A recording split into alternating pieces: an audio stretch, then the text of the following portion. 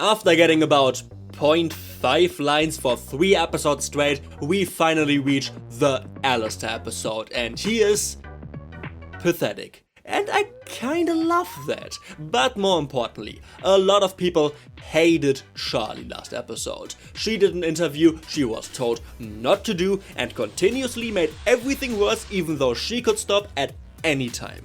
It was infuriating to watch. In this episode, Charlie does an interview she was told not to do and continuously makes everything worse even though she could stop at any time. It is pretty good. I really enjoyed most of it. Yet, why did so many people hate her last episode and don't mind her nearly as much this time around? Well, there are a few reasons. Charlie is a naive person. It's fair to say she is gullible, but she isn't stupid. Last episode not only had her acting in increasingly silly ways, the thing she did to set the whole A-plot into motion was reaching out to the V's, who were calling her a dictator via blimp as she did it. Charlie knew they were lying about her. She should know they would be lying to her and that they would be lying about what she says to them. Sure, she still talks to someone who continuously slanders her in this episode, but her claiming talking to Katie Killjoy is different, as in a live interview her words cannot be cut out of context, while still being faulty and naive logic is logic. Sure, Veggie told her this would be a bad idea, but she's the one Charlie said all of this to.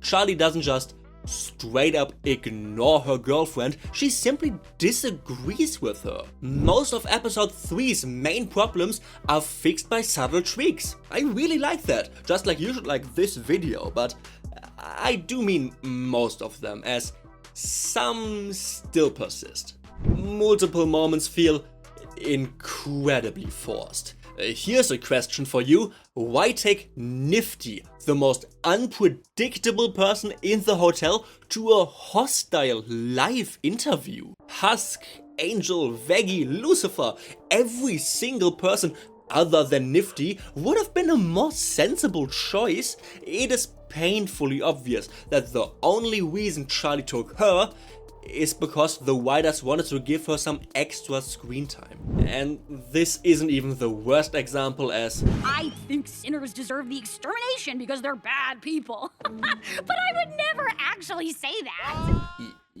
Yeah. No one would say that because no one talks like that. This is not how people do speaking. Wait, what? Don't compare me to Hitler! Okay, that is really funny though. Just like Nifty's song. I really enjoy where this plotline is going. But the way it's getting there is a mixed bag. So is Katie Killjoy. Whenever she is on screen, dozens of Reddit threads pop up about how her pilot VA was a perfect fit.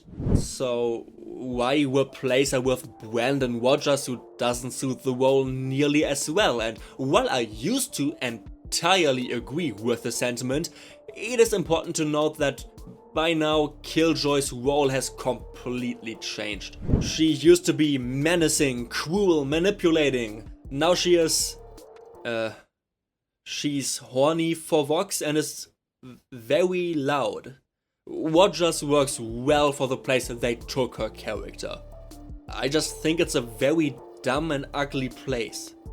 Like Alabama.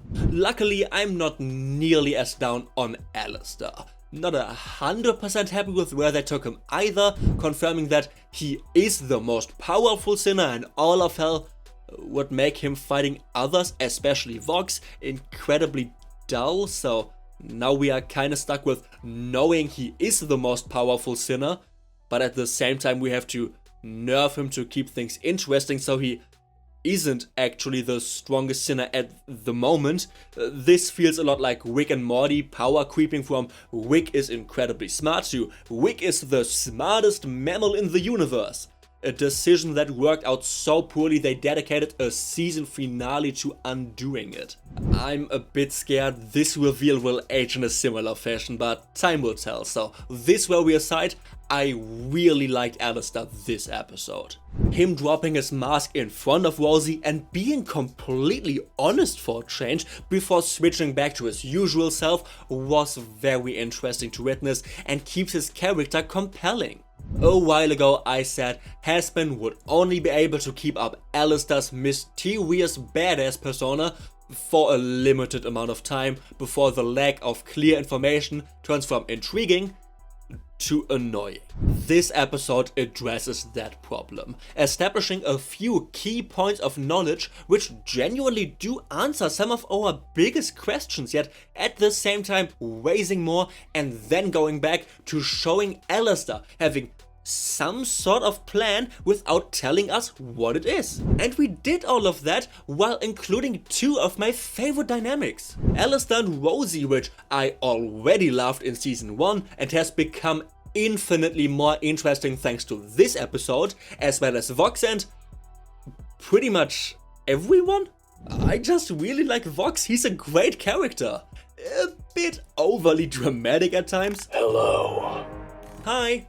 But him and the V's genuinely have been the highlight of every episode they are in. Episode 4 isn't the best of this season. The second one is the closest Hazbin has ever come to releasing an entirely flawless one, but while this one does have a few problems, forced moments, unnatural exposition, why is Alastor's demon form deer themed before he got shot because he was mistaken for a deer? Its lows are annoying, but the highs easily match those of Hazbin's best episodes. I am incredibly hyped for what's to come, and if you are too, please leave a like and subscribe so you don't miss my review of the 5th episode.